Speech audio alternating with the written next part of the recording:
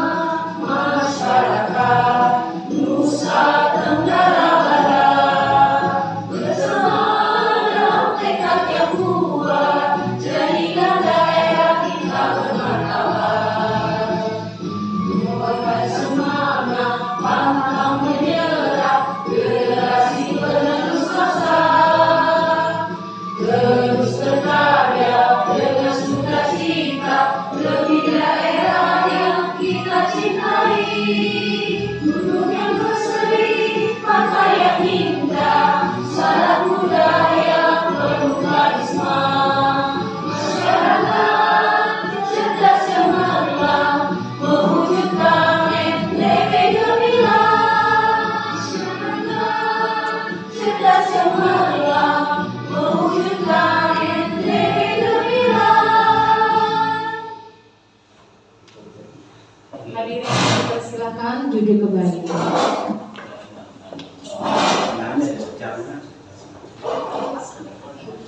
Baik Bapak Ibu, sebelum acara kita mulai, kita berdoa terlebih dahulu. Untuk berkahnya acara ini, kami persilakan Bapak Saifullah untuk memimpin doa.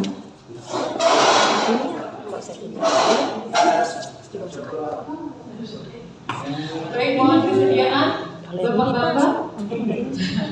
Kami mohon Bapak untuk memimpin doa pada pagi hari ini. Kami persilakan.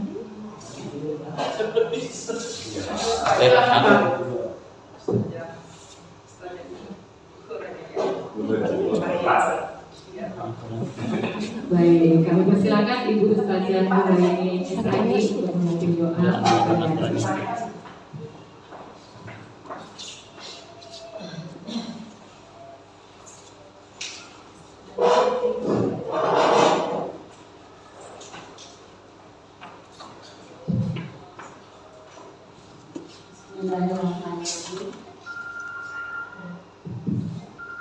Assalamualaikum warahmatullahi wabarakatuh. Untuk barakahnya acara dan kegiatan kita pada pagi hari ini, mari kita sama-sama berlihat kepada Allah Subhanahu wa taala. A'udzubillahi minasyaitonirrajim. Bismillahirrahmanirrahim. Alhamdulillahirabbil alamin. Wassalatu wassalamu ala asyrafil anbiya'i wal mursalin wa ala alihi wa sahbihi ajma'in. La ilaha illa anta subhanaka inna kunna minaz zalimin. La ilaha illa anta subhanaka inna kunna minaz zalimin. La ilaha illa anta subhanaka inna kunna minaz zalimin. Allahumma arinal haqqa haqqa warzuqna ittiba'ah wa arinal batila batila warzuqna ijtinabah. Rabbana zalamna anfusana wa in lam taghfir lana wa tarhamna lanakunanna minal khasirin. Rabbana atina min ladunka rahmatan wa hayyi lana min amrina rashada. Rabbana atina min ladunka rahmatan wa hayyi lana min amrina rashada. Rabbana atina min ladunka rahmatan wa hayyi lana min amrina rashada. Iyyaka na'budu wa iyyaka nasta'in. Iyyaka na'budu wa iyyaka nasta'in. Iyyaka na'budu wa iyyaka nasta'in. Ihdinas siratal mustaqim. La haula wa la quwwata illa billahil aliyyil azim. Allahumma shalli ala sayyidina Muhammad wa ala ali sayyidina Muhammad. Bismillahirrahmanirrahim.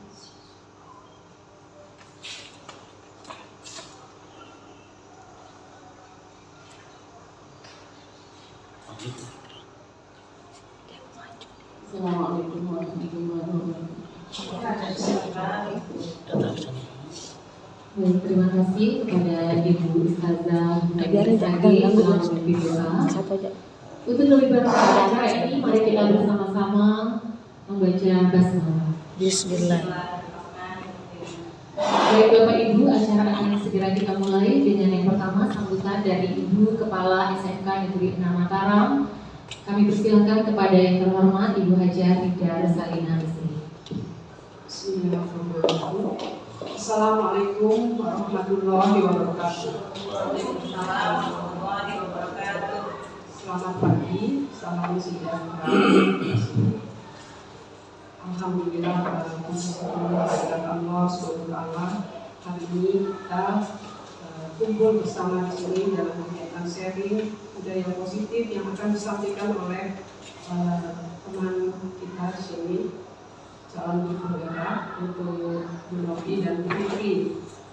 Tentu saja kita bisa di sini semua atas kehendak, atas izin Allah SWT.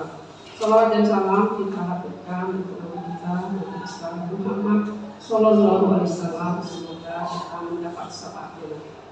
Baik Bapak Ibu, pertama-tama terima kasih atas kehadirannya pada kegiatan ini. Saya sangat senang pada kegiatan seperti ini dan tentu saja apresiasi dan penghargaan setinggi-tingginya untuk ibu-ibu yang sudah menjadi CGP angkatan ke-6 dan alhamdulillah dari sekolah kita ada 2 orang. Itu adalah suatu prestasi, suatu kebanggaan bagi kita dan saya berharap nanti bukan hanya ini, untuk selanjutnya lebih banyak lagi Bapak Ibu yang akan mengikuti program guru penggerak ke depan. Bisa guru penggerak, bisa juga pengajar praktik. Baik, jadi saya melihat kegiatan ini sangat bagus karena kita semua tentu saja tahu kondisi sekolah kita seperti apa, di mana banyak yang masih perlu diperbaiki. Jadi baik itu disiplin, kehadiran dan semuanya. Jadi saya berharap dengan adanya kegiatan sharing budaya positif ini bisa berdampak positif kepada keadaan sekolah kita, kepada Bapak Ibu, kepada siswa, tentu saja yang umum adalah kepada untuk SMK 6 Mataram ke depan. Jadi saya berharap ini bukan hanya sekedar kegiatan, tapi ini adalah permulaan kita untuk mari kita berubah. Mari kita mulai bergerak. Jadi sudah ada di kiri kanan saya ini ada guru penggerak yang saya berharap bisa menggerakkan Bapak Ibu, menggerakkan hati, menggerakkan langkah, menggerakkan aksi Bapak Ibu untuk merubah sekolah kita menjadi lebih baik. Saya tidak putus-putusnya berdoa semoga ke depan untuk selanjutnya sekolah kita lebih baik lagi. Dan tentu saja semua itu tidak bisa dilakukan oleh 1-2 orang atau hanya sebagian kecil dari kita, tapi itu bisa kita capai dengan bersama-sama. Jadi tidak ada yang hanya segelintir yang bergerak, yang melakukan aksi, yang lain melihat. Jadi mari kalau kita punya tujuan, punya keinginan yang sama untuk berubah menjadi lebih baik, mari kita bersama-sama. Dan saya berharap dengan adanya Bapak Ibu guru penggerak ini bisa berdampak positif pada teman-teman yang lain, kepada siswa. Mungkin itu saja yang bisa saya sampaikan. Lebih kurangnya mohon maaf. Terima kasih. Wassalamualaikum warahmatullahi wabarakatuh.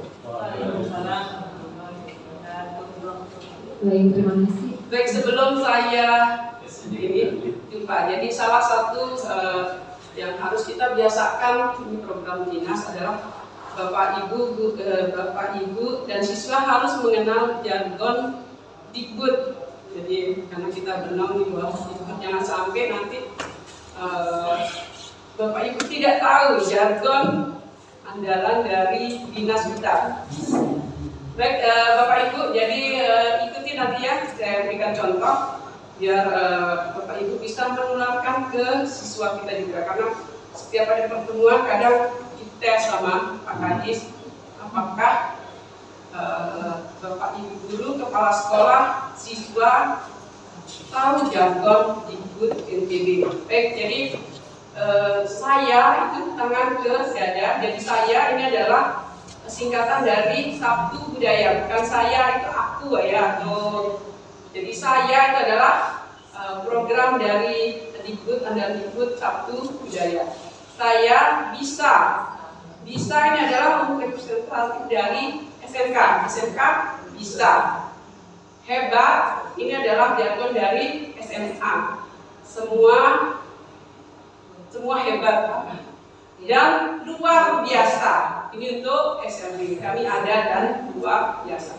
Baik teman Bapak Ibu ya. Saya bisa, hebat,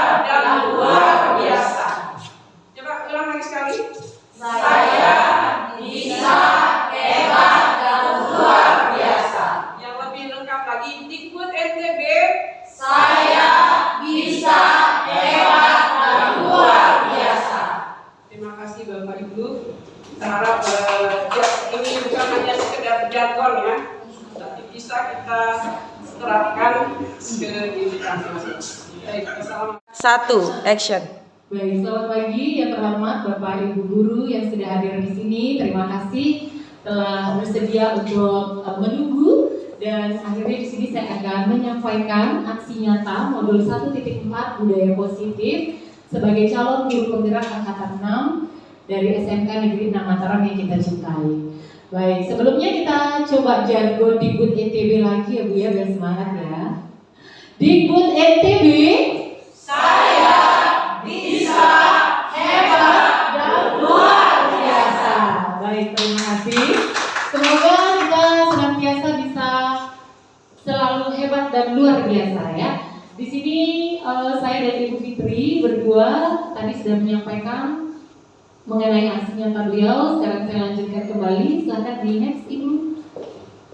Baik, tujuan di sini saya menyampaikan pembelajaran dengan penerapan konsep inti dari budaya positif dan konsep-konsep inti dari modul budaya positif, mengimplementasikan pemahaman terkait budaya positif, membantu murid belajar supaya aman dan nyaman sesuai dengan filosofi Ki Hajar Dewantara, serta mendapat kesempatan membagikan pemahaman dan pengalaman saya kepada rekan-rekan Bapak Ibu guru, rekan sejawat. Jadi yang kami bagikan ada dua hal Bapak Ibu. Yang pertama, pemahaman kami terhadap konsep-konsep kunci dalam modul budaya positif, yaitu perubahan paradigma belajar, kemudian disiplin positif, motivasi perilaku manusia, kebutuhan dasar, posisi kontrol restitusi, keyakinan kelas, dan segitiga restitusi.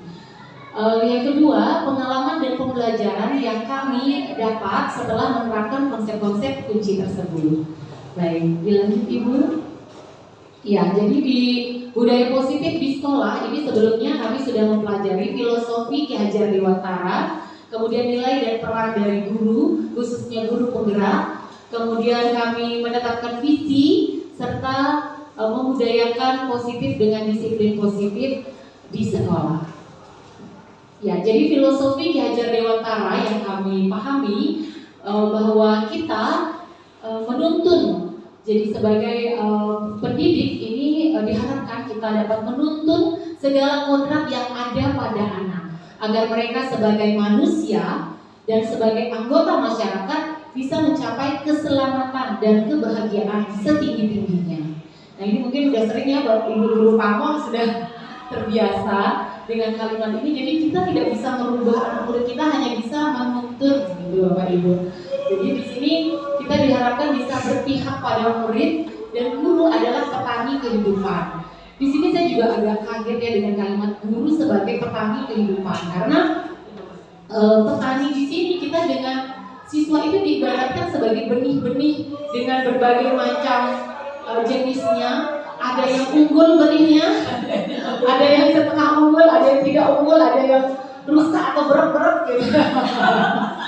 Ya, jadi, nah dengan berbagai macam benih itu Bapak Ibu, bagaimana kita bisa sebagai petani menjaga kesuburannya, kemudian kita pupuk, kita ada sinar matahari yang cukup, ini dengan pengairan yang cukup kita bisa menumbuhkan benih-benih itu dengan menjadi tanaman yang baik, yang luar biasa. Mudah-mudahan ya Bapak Ibu.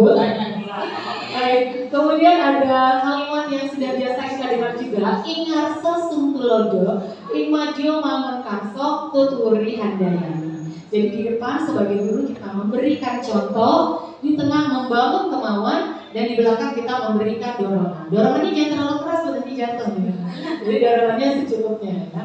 Baik, selanjutnya tadi ini perubahan paradigma, kepalan tangan yang kita tadi saling membuka ya. Jadi di mana A akan mengepalkan tangan, kemudian B sekuat tenaga akan membuka kepala tangan tersebut. Apa yang terjadi? Boleh mungkin tadi kesimpulannya satu orang, Ibu boleh menyampaikan apa yang terjadi jika satu orang mengepalkan tangan dengan isinya yang begitu berharga, kemudian teman lainnya mencoba untuk membukanya. Silakan Bu. Apa yang akan terjadi? Jika dibuka, kepala tangan itu dibuka dengan paksa, justru itu tidak akan terbuka. Tapi bagaimana kepala tangan dengan sejumlah kiat teknik atau bagaimana itu bisa terbuka. Oke, terima kasih Ibu. Kita beri tepuk tangan untuk Ibu Suryani ya, Ibu Pamong, terima kasih. Jadi di sini yang terjadi adalah kepala tangan itu akan terbuka oleh kemauan dari dalam diri sendiri. Bisa dalam bentuk eksternal paksaan, akan tapi itu akan sulit. Yang akan lebih mudah jika berasal dari dalam atau intrinsik dari orang tersebut yang memang mau membuka kepala tangannya. Baik, dilanjutkan Ibu. Iya, selanjutnya di sini juga perubahan paradigma tadi ya, bahwa ilusi guru mengontrol, bahwa kita sebagai orang dewasa memiliki hak untuk memaksa anak, kemudian bahwa kritik dan membuat orang merasa bersalah itu dapat menguatkan karakter, bahwa semua penguatan positif, efektif dan bermanfaat ternyata itu hanya ilusi Bapak Ibu ya. Ini adalah imajinasi kita saja bahwa kita orang dewasa bisa memaksa anak-anak, tapi ternyata belum tentu ya, jadi belum tentu. Itu tergantung dari diri anak itu sendiri.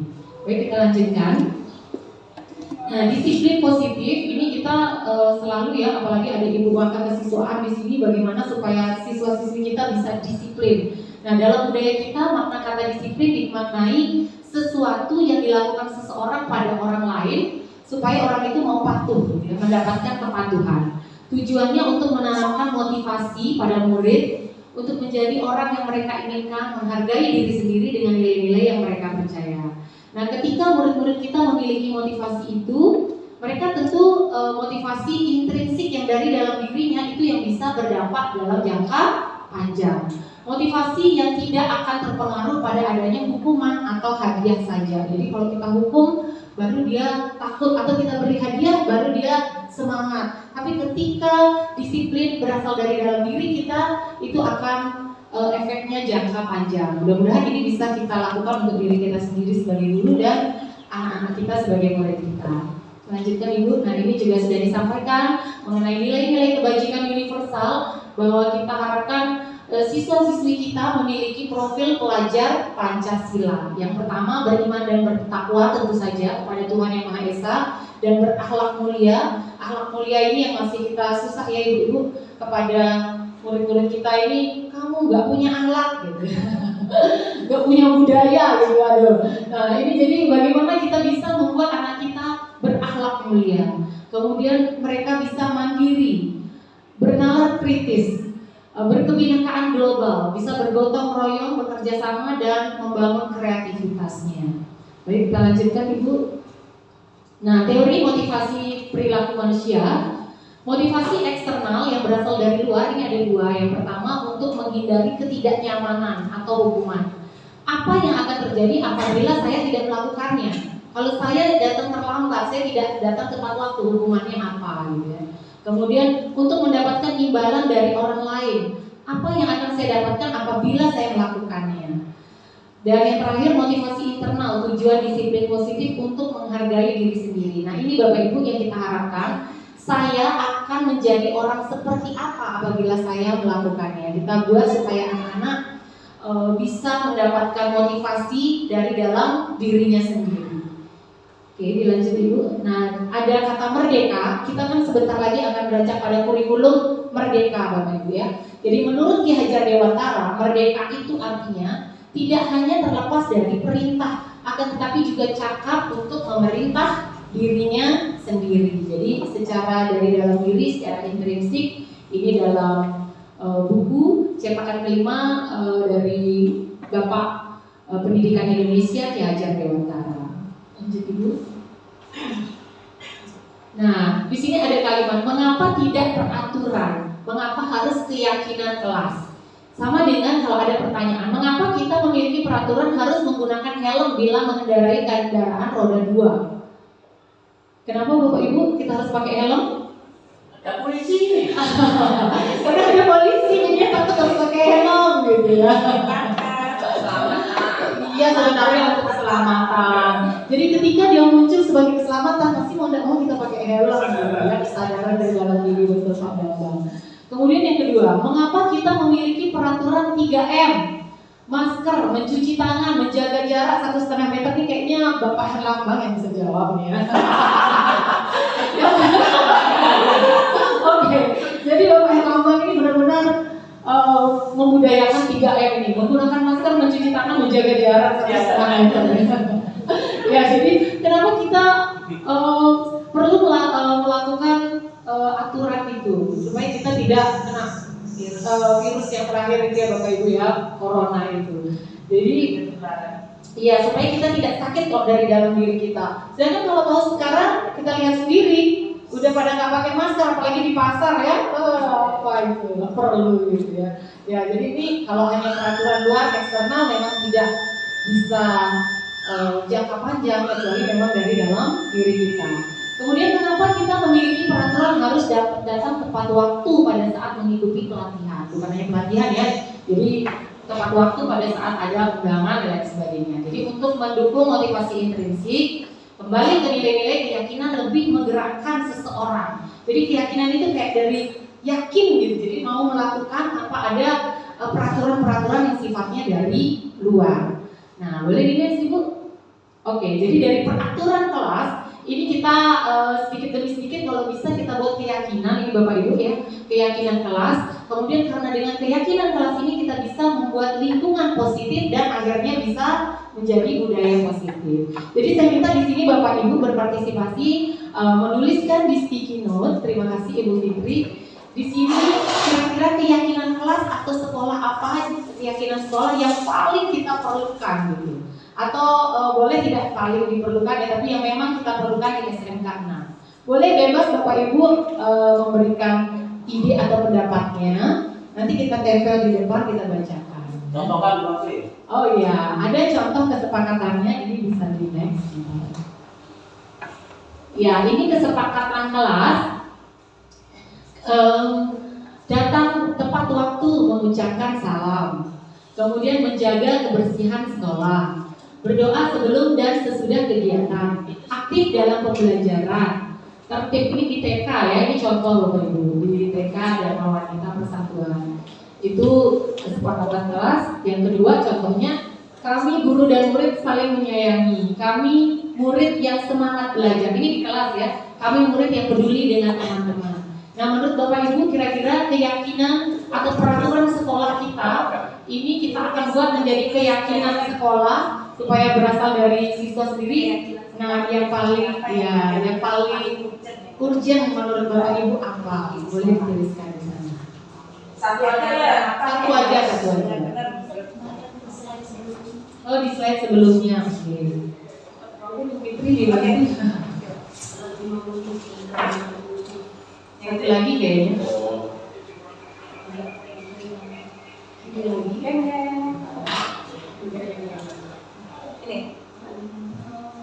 Ini.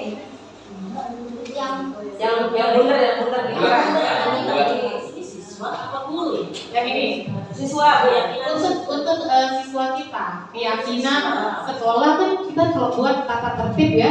Kemarin kita sudah merumuskan tata tertib sekolah. Nah itu kan kalau tata tertib itu jika rambut tidak panjang nanti kenapa, jadi kita memberikan hukuman. Nah kalau sekarang kita akan coba membuat keyakinan sekolah kita, jadi yang tidak bentuknya hukuman kepada murid gitu.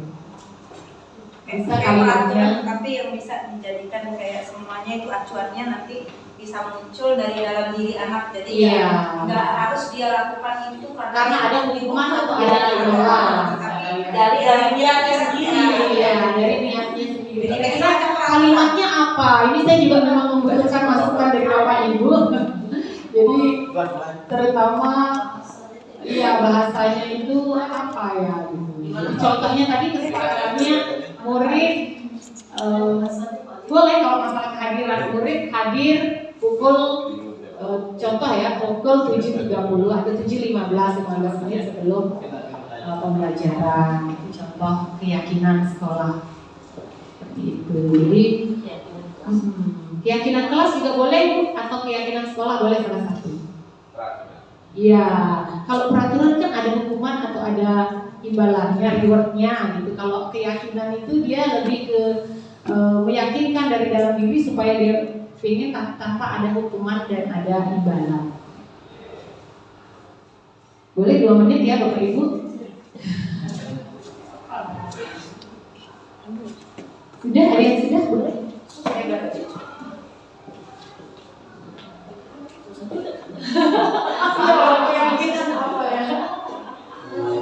Ini Sudah Bu Aya. apa gitu ya? Ya, tadi contohnya. Dari itu kita pilih apa salah satunya gitu ya. Ya boleh, bebas. Yang Ya. paling penting kayaknya untuk Bebas. SMK 6. Keyakinan itu dapat dengan agama yang boleh. Oh iya, gitu. Kami murid dan Semuanya kayak peraturan lah Bu, tetapi Ya. harapannya peraturan itu nanti akan dilakukan oleh kita bersama, tidak karena takut hukuman atau mengharapkan reward.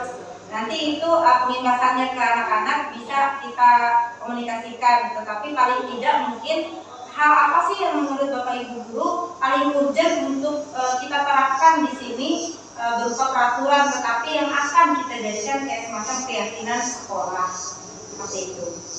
Masih Boleh, ini contoh aja Bapak Ibu itu datang tepat waktu, mengucapkan salam boleh, menjaga kebersihan boleh. Kira-kira yang di sekolah kita paling kita perlukan apa ya? Ibu bakal kesiswaan paling tahu ya. Siswa itu menjaga kantin.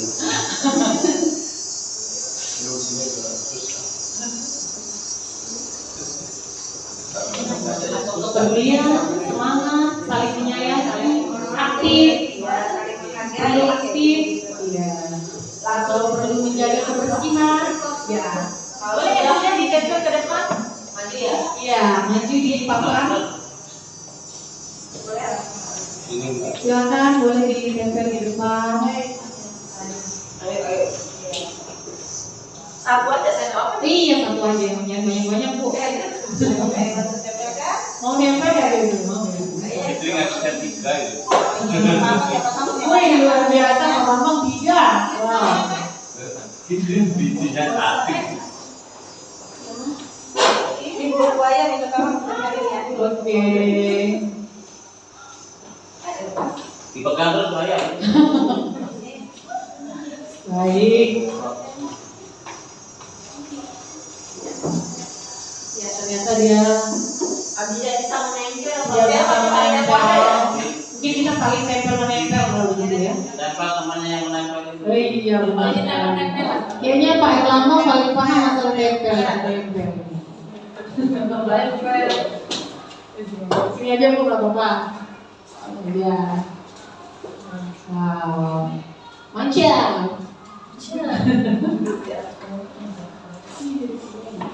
Kalau nanti langsung. Silakan yang lain Bapak Ibu sudah semua? Baik, terima kasih partisipasinya. Saya akan bacakan hasil dari tulisan Bapak Ibu mengenai keyakinan kelas atau keyakinan sekolah kita yang paling diperlukan. Baik, kita mulai. Yang pertama, disiplin menjaga kebersihan, rajin belajar. Setuju ya Bapak Ibu ya? Ini menjadi keyakinan kelas, keyakinan sekolah kita. Disiplin menjaga kebersihan dan rajin belajar. Setuju Bapak Ibu? Setuju. Kami murid yang mampu melaksanakan kedisiplinan. Nah, ini juga kalimatnya bagus ya, jadi meyakinkan. Murid mampu melaksanakan kedisiplinan. Setuju ya Bapak Ibu? Selanjutnya, saling menghargai sesama murid dan guru. Oke. Selanjutnya, lingkungan positif dan berakhlak mulia.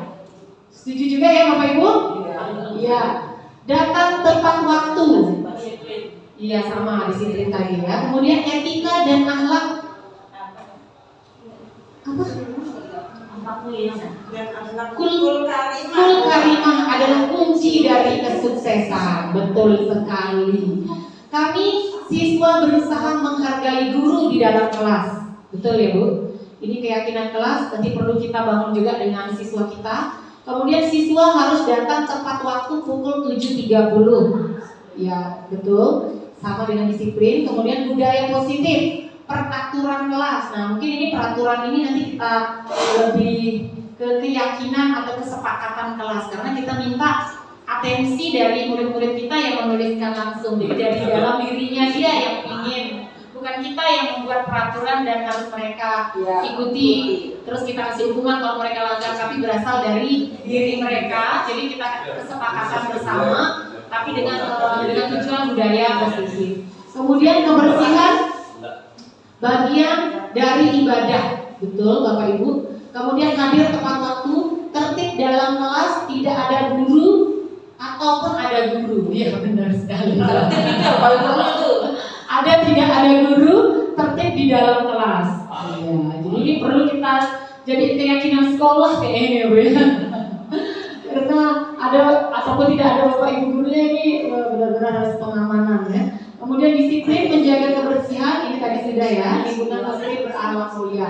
Kita kasih tepuk tangan untuk kita semua Bapak Ibu, luar biasa ya. Mudah-mudahan keyakinan kelas dari kita dan keyakinan sekolah dari kita bisa kita laksanakan.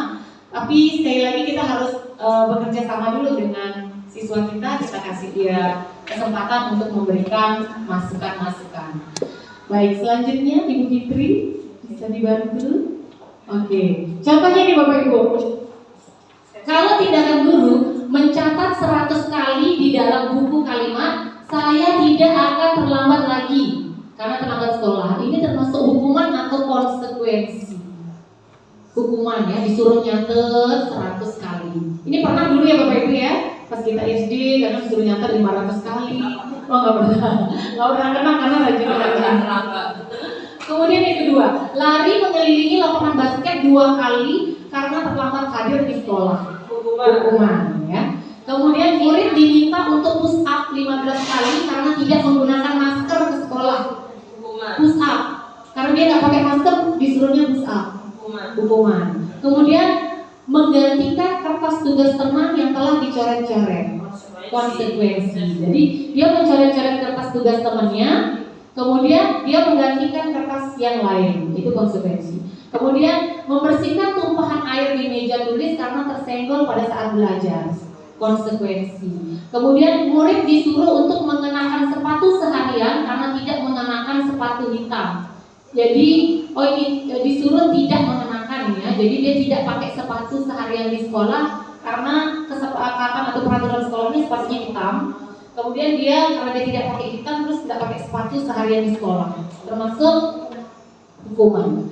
Kemudian lari mengelilingi lapangan basket 2 kali karena terlambat 10 menit untuk pelajaran pejol. Cocok, ini boleh konsekuensi ya. Jadi kalau kita simpulkan Bapak Ibu, konsekuensi dengan hukuman itu bedanya ada di pemberian hasilnya atau konsekuensinya. Ketika dia sesuai itu disebut konsekuensi, ketika dia tidak sesuai disebut hukuman. Karena sesuatu yang namanya hukuman pasti orang yang dihukum akan merasa berat gitu ya, ada emosi, marah dan sebagainya. Baik, selanjutnya ya, jadi hukuman sesuatu yang menyakitkan harus terjadi, sedangkan konsekuensi sesuatu harus terjadi. Ketika jatuh air ya harus dilap gitu. Kemudian membuat anak sakit kalau hukuman untuk jangka waktu yang lama. Kadang kita menampar gitu Bapak Ibu ya, itu dia mungkin seumur hidupnya dia ingat ya. Jadi bisa jadi bisa SMA ingat ya. Tapi itu ada positif negatifnya juga. Ya bisa mungkin secara langsung, tapi tidak semua anak seperti itu. Kemudian membuat anak merasa tidak nyaman dalam jangka waktu yang pendek kalau konsekuensi. Kemudian anak membenci disiplin karena dia akan dihukum ketika tidak disiplin. Kalau konsekuensi diharapkan nanti anak ini bisa menghargai disiplin, mendorong anak lebih menyesuaikan diri, konsep diri yang baik ya. Untuk konsekuensi anak belajar untuk mematuhi peraturan. Sedangkan kalau hukuman ini anak cenderung menyembunyikan kesalahannya karena dia tidak mau dihukum, takut. Jadi dia akan menyembunyikan kesalahannya. Kalau konsekuensi dia akan mematuhi peraturan. Ketika dia membuat kancing baju temannya copot atau putus, bagaimana dia memasangnya kembali, itu konsekuensi. Tapi kalau kita suruh dia push up atau lari, itu maksudnya hukuman gitu. Kemudian kalau hukuman anak itu merasa ada marah, rasa bersalah, dipermalukan, merasa tidak dihargai. Kalau konsekuensi itu kehilangan hak, dibuat tidak nyaman, diasingkan sementara, akan tapi ini untuk penebalan yang lebih baik untuk budaya positif. Selanjutnya, ini untuk kebutuhan dasar manusia Bapak Ibu, bahwa tentu kita ingin dapat kasih sayang dan rasa diterima dimanapun kita berada, termasuk kita menjadi guru.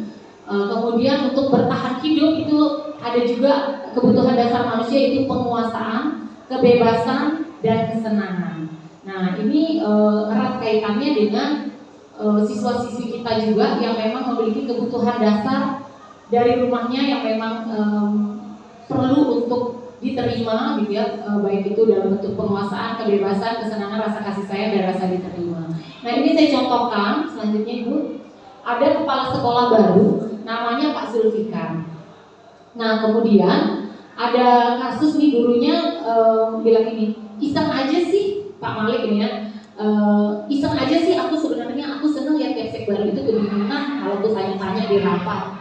Nah kebutuhannya dari si Pak Malik itu adalah kesenangan ya, dia cuma iseng-iseng gitu, jadi dia nanya-nanya terus sama kepala sekolah baru. Kemudian yang kedua, kenapa nih Pak Malik nanya terus berarti? Ya biar dia kenal sama aku ingin nantinya bisa dekat sama dia dan bisa kerja bareng sama dia. Kayaknya orangnya baik sih. Kebutuhannya Pak Malik ini cinta dan kasih sayang. Jadi ingin kenal lebih dekat sama kepala sekolah yang baru. Kemudian jawaban yang ketiga, misalnya ditanya, Pak Malik kenapa ini ya terlalu bertanya-tanya gitu ya sama kepala sekolah yang baru ini.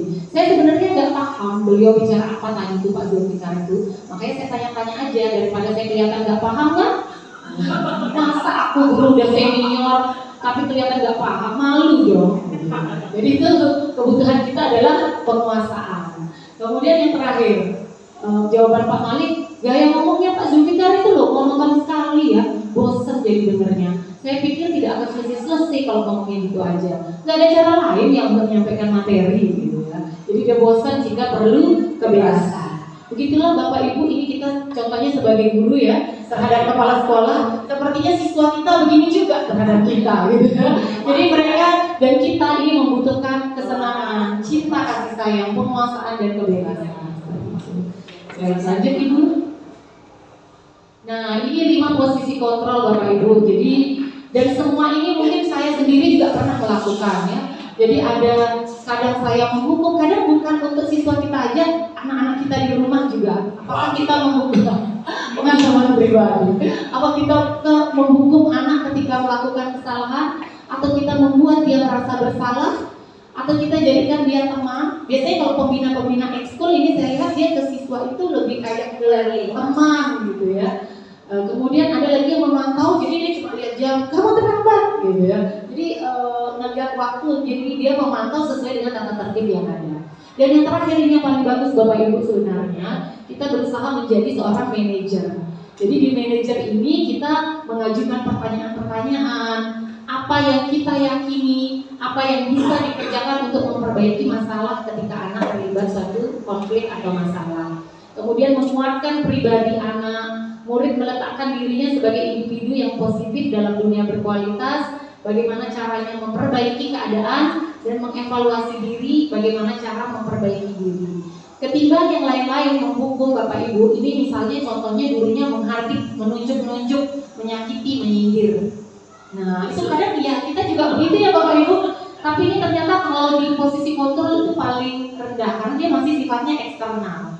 Kemudian yang kedua membuat rasa bersalah, misalnya aduh ibu kecewa sekali sama kamu, seharusnya kamu tuh begini, seperti itu ya. Atau ibu takut nanti ini kan nanti dimarahin sama ibu kepala sekolah. Nah itu membuat anak merasa bersalah. Tolong dong kamu nurut sedikit sama aturan, ibu kan tidak enak ditegur sama kepala sekolah gitu ya. Itu membuat rasa bersalah. Nah kalau teman, guru membuatkan alasan-alasan untuk muridnya, tapi di sini dia lebih melindungi anak sehingga anak itu jadi ketergantungan. Jadi sudah ada yang melindungi dia gitu. Jadi dia karena udah ngerasa kayak temen, bestie, nah jadi dia nyantai aja. Dan itu ternyata masih posisi kontrol yang kurang bagus. Bisa ya boleh, tapi masih kurang bagus. Kemudian yang pemantau juga ini menghitung dan mengukur apa peraturannya, berapa banyak bintang yang harus saya peroleh, berapa halaman yang harus saya tulis. Jadi yang sesuai dengan kesepakatan.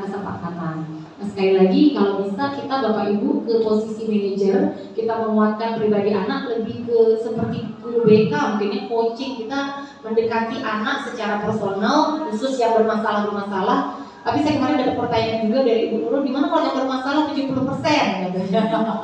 Lebih banyak yang bermasalah. Mungkin kita bergantian ya Bu ya. Jangan semuanya kita bingung sendiri. Jadi posisi menghargai diri sendiri. Baik, lanjut Ibu. Nah, ini pertanyaan-pernyataan yang untuk menguatkan kita. Misalnya, saya kecewa sekali dengan kamu. Yang mengatakan ini adalah yang posisi kontrol pembuat rasa bersalah. Kemudian kamu tidak pernah benar melakukannya, itu kita posisinya penghukum. Yang ketiga, ayolah lakukan demi ibu, demi bapak, itu posisi kita sebagai teman. Kemudian apakah kamu mendapatkan stiker bintang hari ini? Jadi kita ada perjanjian mau kasih bintang gitu ya, pemantau. Kemudian kalau pertanyaannya bagaimana kamu bisa menyelesaikan masalah ini? Itulah kita sebagai manajer. Terus kalau ada nih kamu selalu aja jadi yang paling terakhir. Nah ini berarti penghukum ya. Iya, lanjut. Nah ini segitiga restitusi Bapak Ibu, salah satu yang bisa kita lakukan sebagai manajer tadi, melakukan pendekatan menciptakan disiplin positif. Restitusi itu proses menciptakan kondisi murid memperbaiki kesalahan sehingga bisa mereka kembali pada kelompok dengan karakter yang lebih kuat. Nah jadi di sini kita tanyanya, kamu tentunya punya alasan ya melakukan isu. Misalnya dia berkelahi, emosi memukul temannya, pasti dia punya alasan kenapa dia memukul temannya. Kemudian adakah cara yang lebih efektif untuk mendapatkan apa yang kamu butuhkan? Saya emosi, ada cara yang lebih efektif nggak? Nah ini sudah saya lakukan juga kemarin, nanti saya tampilkan ya Bapak Ibu. Kemudian setiap orang pasti pernah melakukan kesalahan. Jadi ketika kita bilang semua orang pasti pernah melakukan kesalahan, atau ibu guru juga pernah melakukan hal seperti kamu, seolah-olah kita berada pada posisi dia. Jadi dia malah bisa curhat dia nanti ya. Jadi dia merasa bahwa dia divalidasi bahwa kesalahan itu wajar sebagai manusia, tapi bagaimana kita memperbaikinya lagi. Baik, lanjut Ibu.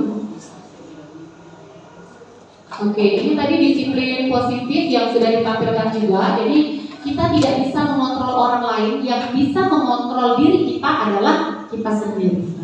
Kemudian disiplin belajar kontrol diri dengan menggali potensi kita agar mencapai tujuan mulia, yaitu sesuatu menjadi seseorang yang ingin berdasarkan nilai-nilai kita hargai. Kemudian teori motivasi untuk menghindari hukuman, untuk mendapatkan imbalan, ini masih sifatnya ekstrinsik. Sedangkan yang intrinsik untuk menghargai diri sendiri, berupa nilai-nilai kebajikan universal yang profil pelajar Pancasila dan keyakinan kelas. Jadi tadi kita sudah contohkan ya Bapak Ibu bagaimana membuat keyakinan kelas. Saya harapkan nanti kita di kelas masing-masing mulai membuat kesepakatan keyakinan supaya anak-anak tidak merasa dihukum dengan peraturan, tapi mereka buat sendiri dan menyepakatinya. Kemudian posisi kontrol, penghukum, pembuat rasa bersalah, teman, pemantau, dan manajer. Segitiga restitusi, bahwa kita perlu menstabilkan identitas, validasi kebutuhan, dan menanyakan keyakinan ketika anak ada masalah. Kemudian 5 kebutuhan dasar manusia, yang penguasaan, kasih sayang, rasa diterima, kesenangan, dan kebebasan. Silakan lanjutkan Ibu. Nah ini Bapak Ibu contoh dokumentasi dari penerapan budaya positif. Jadi kita sebagai guru memang diharapkan tetap berkolaborasi. Jadi ini saya dan Ibu Fitri izin ke Ibu Kepala Sekolah untuk melaksanakan program-program di kelas kami ya. Mungkin ini kami belum terlalu banyak menggerakkan di tempat yang lain, masih di dalam kelas Bapak Ibu. Bagaimana anak-anak mulai menerapkan 5S, salam, senyum, sapa, sopan, dan santun, untuk bagaimana kita menuntun mereka supaya mereka bisa berakhlak mulia. Karena sebenarnya nggak perlu yang macam-macam nih. Kalau sudah dia berakhlak mulia, anak-anak ya mudah-mudahan ya bisa di mana saja pun dia bisa diterima. Dan di sini saya juga mulai menggunakan media-media seperti sticky note yang tadi Bapak Ibu. Jadi anak-anak turut berperan aktif dalam pembelajaran kita, memberikan sumbangsih ide, pikiran yang kita sepakati bersama. Dan itu juga ada lewat aplikasi, lewat Jamboard. Jadi kebetulan saya di lab komputer sehingga bisa menggunakannya. Dan kita diusahakan bisa menjadi guru yang kreatif, inovatif. Saya coba menggunakan aplikasi Quizizz. Jadi anak tidak hanya kuis biasa tapi games bentuknya aplikasi. Mungkin Bapak Ibu yang lain bisa pakai yang lain-lain juga, banyak pilihan. Kemudian untuk inovatif. Ini anak-anak mulai membuat suatu produk. Kebetulan saya menampung produk kreatif dan kewirausahaan. Bagaimana supaya anak-anak kreatif dan inovatif dalam membuat suatu produk sesuai dengan jurusannya. Lanjut Ibu. Nah, di sini saya merestitusi siswa ya. Ini contoh yang sudah saya lakukan. Siswa TBSM ini Bapak Ibu. Jadi sebenarnya kalau saya mau bikin video kayak gini tuh gampang karena ini calon-calon artisnya banyak gitu. Siswa yang mau direstitusi itu banyak gitu. Jadi di sini siswa namanya Malik, dia emosi ngerobek buku gambar punyanya Reza. Kemudian saya restitusi, tapi ini ternyata mereka waduh masih ketawa-ketawa gitu ya. Kemudian siswa bernama Aji terlambat masuk sekolah. Nah ini awalnya saya reka adegan gitu ya, syuting, tapi sambil melatih diri saya untuk restitusi dan anak-anak masih ketawa-ketawa. Selanjutnya Ibu, nah yang ini kalau ini beneran Bapak Ibu ya. Jadi setelah saya tadi coba-coba, nah kasusnya ini siswanya tertidur waktu saya ngajar. Jadi saya bangunkan, kemudian saya mulai melakukan restitusi. Kenapa dia tidur? Oh ternyata begadang. Terus gimana supaya nggak begadang, tidurnya lebih awal? Terus gimana biar nggak terlambat datang sekolah? Pasang alarm. Jadi kita berikan satu solusi-solusi yang bisa mereka lakukan tanpa menghukum mereka. Gitu. Kemudian ada lagi siswa anarkis, itu saya panggil Akmal Azima. Itu yang luar biasa. Setelah saya tanya pada saat menonton pertandingan itu ternyata dia melempar air kepada wasit dan kena kepalanya wasit gitu ya. Jadi saya tanya kenapa? Berapa kali kamu dipanggil sama polisi? Nah 2 kali katanya karena kasus tersebut. Jadi saya mulailah coba.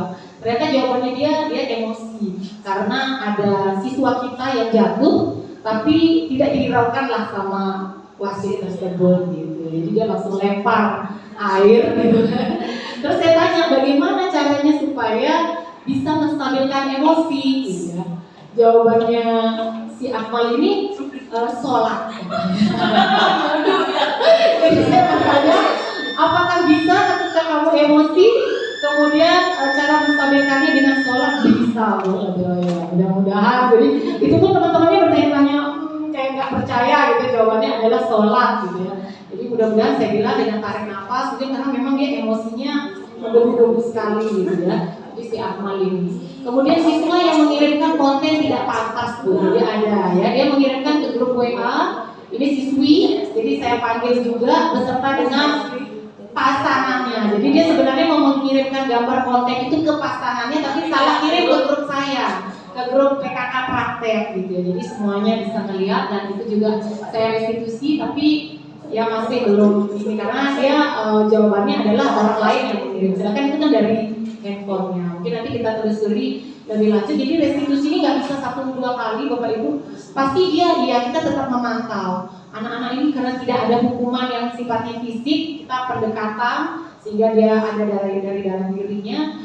Benar-benar kita harus pantau lagi. Gitu. Jadi saya belajar coaching nanti sama guru BK juga untuk mendekati, menstabilkan emosi anak dan memberikan keyakinan. Baik, lanjut Ibu.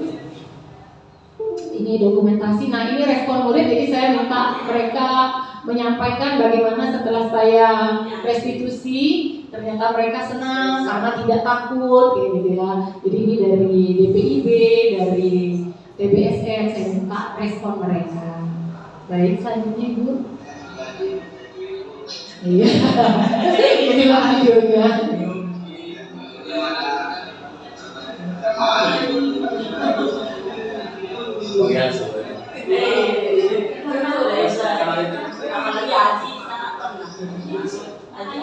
Iya, jadi dia kelahi ceritanya. Luar biasa.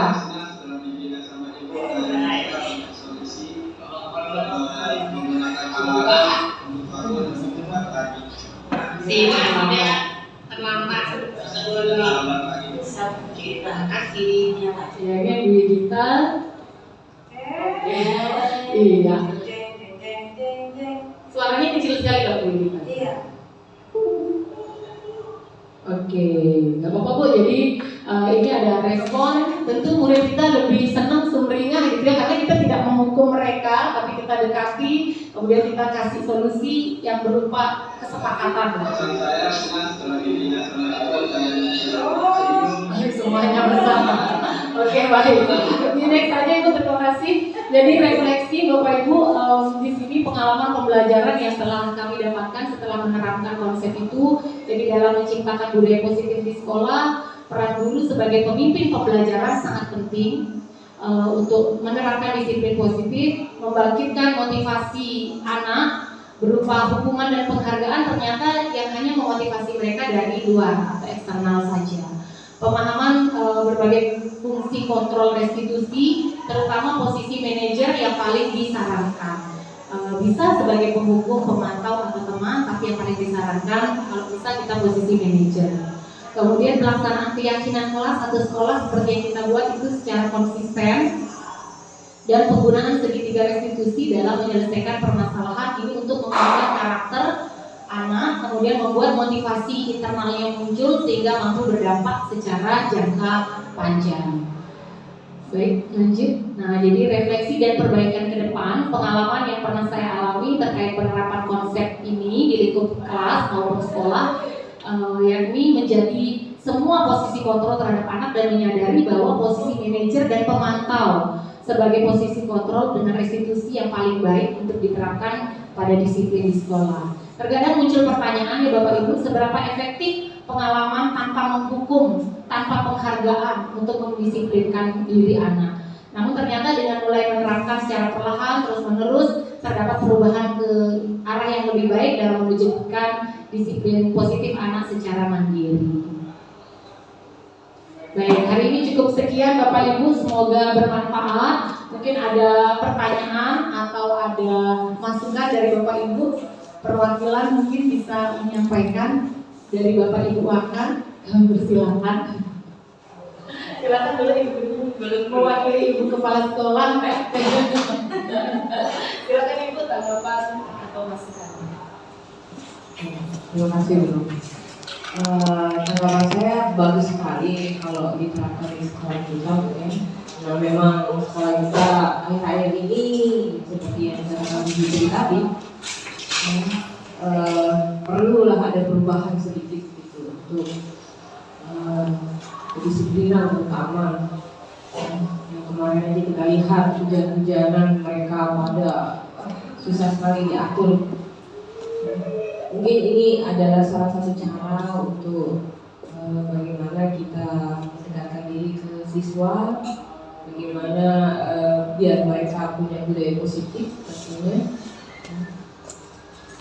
supaya kesadaran itu bukan dari karena hukuman, tapi memang kesadaran karena mereka betul-betul ini adalah hal yang memang mereka harus lakukan supaya untuk ke depan lebih baik. Itu saja. Baik, terima kasih Bu. Terima kasih Ibu Angka Kurikulum yang sudah mewakili Ibu Kepala Sekolah ya, dan sangat support kegiatan kami untuk kebaikan kita bersama. Selanjutnya dari Bapak Angka, kami persilakan Bu. Silakan.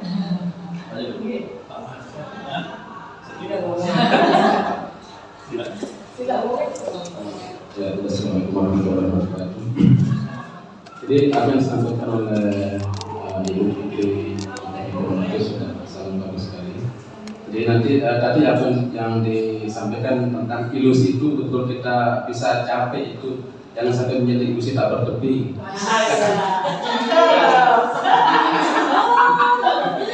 Baik, silakan Bapak Kajur menambahkan Pak, mohon tanggapannya. Terima kasih. Mungkin saya tidak memberikan tanggapan yang sudah disampaikan oleh Bu Lili maupun Pak Riki, malah saya ingin menginginkan implementasinya Bu sekarang, karena kami dan semua warga SMK 6 tahu kita punya karakteristik yang unik Bu SMK 6 itu, tidak hanya dari muridnya dan semua warga SMK 6 ini unik Bu.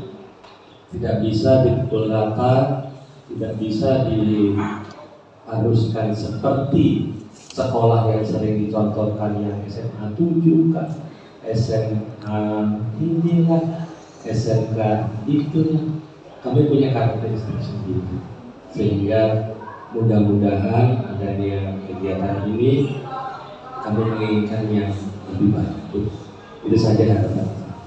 Terima kasih. Luar biasa Pak Kajur. Jadi tanggapan dari Ibu Waka, Bapak Waka, Pak Kajur, masih ada Ibu Waka juga. Kami persilahkan biar kedengaran suaranya. Silakan Ibu Waka. Baik, Assalamualaikum warahmatullahi wabarakatuh. Saya secara pribadi cukup ini ya, memberikan apresiasi kepada ibu ini, kedua ini yang memang kalau menurut saya memang lebih muda dari saya dan masih bersemangat. Semoga lancar sampai akhir nanti, amin ya. Kemudian pembahasan seperti ini ya, jadinya kita tahu yang materi-materinya itu juga, kemudian kita juga paham, kemudian berkaitan sama ini tadi yang kita maksudkan untuk peraturan seperti ini. Memang seperti disampaikan tadi sama Pak Adil ya, betul, sekolah kita ini memang dari siswanya ini memang unik ya, dengan latar belakang yang kita sama-sama tahu. Generasi kita sudah dilakukan dengan berbagai cara. Saya kepingin dengan pembahasan seperti ini, kemudian peraturan ini bisa kita terapkan ke siswa, mungkin dari skul kecil dulu, mungkin dari wali kelas dulu ya. Kemudian mungkin kita harus banyak melakukan evaluasi, dan satu lagi yang saya tangkap ini bahwa di sekolah kita memang harus ada pelopor untuk mempersatukan kita bagaimana kompak menangani siswa, terutama di masalah di sekolah kita adalah kedisiplinan untuk anak-anak ini. Kemudian ketika kita tegur, ya seperti kejadian kemarin, kita tegur sudah keluar dari lapangan, ternyata ada lagi arena yang lebih menarik di depan kelas ya, sudah kewalahan kita seperti itu ya. Jadi sebenarnya di sekolah ini guru-guru kita itu bagus, organisasinya bagus, orang-orangnya yang punya visi, tapi untuk tadi menerapkannya, mengaplikasikannya, kita memang harus ada kekompakan. Intinya seperti itu, bagaimana dan merubah sekolah kita, bukan hanya industri tadi ya Pak, oke ya, hanya industri saja, tapi memang harus kita wujudkan, harus kita laksanakan. Intinya seperti itu. Sebagus apapun idenya, ibarat kalau teorinya bagus, prakteknya belum, itu kan tidak akan jalan seperti itu. Praktek tanpa teori juga beradu nantinya. Ya, seperti itu memang harus ada keseimbangan. Kita punya ilmu dulu, kemudian kita laksanakan. Ya seperti itu saja. Terima kasih.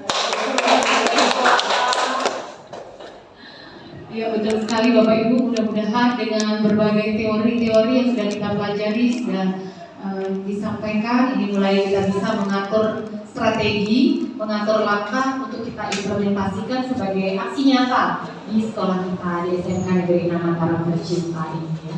Mungkin mau yel-yel dulu Bu Fitri sebelum kita akhiri.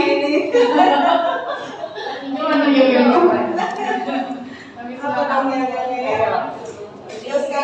Skanam, go. Skanam, yes. Oke.